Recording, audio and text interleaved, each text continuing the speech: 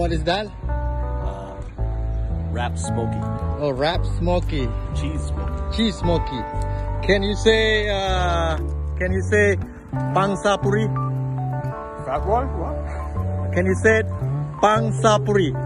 Pang sapri? Yeah, pork klang.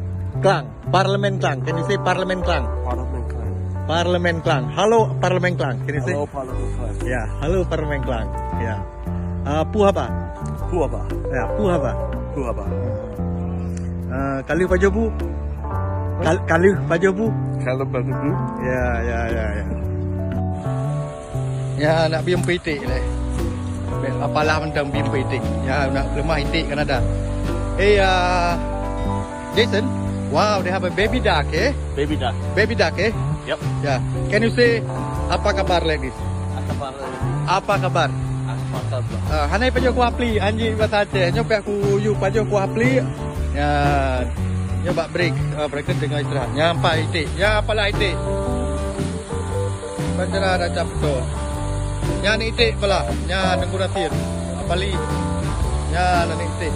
Nyo itik nyo menyo taco kapoh 2000 denda sekitar 20 juta peng dia 2 tahun itu dalam penjara.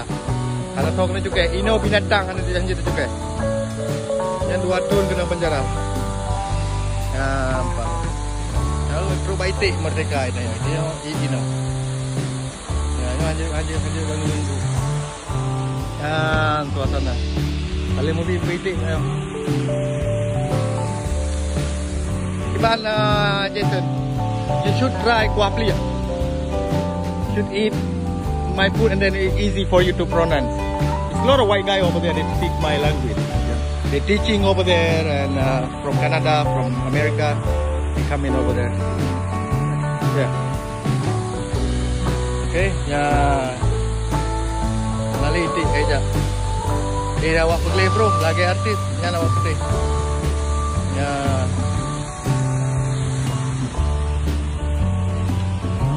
Ask me again for paycheck. Can I have my paycheck?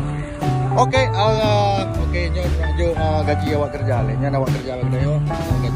Okay, check your name. Which one is yours? Enter nyo Kevin. Situ lah tiga. Puhaba. Puhaba? Yeah. Puhaba. Puhaba. Will you go to the bank? Yeah. Okay, Kevin. Okay, ngan becak. Nampak becak kita yuk. Kalau awak benci gaji tu, nanti awak benci kayak kerja apa kita yuk.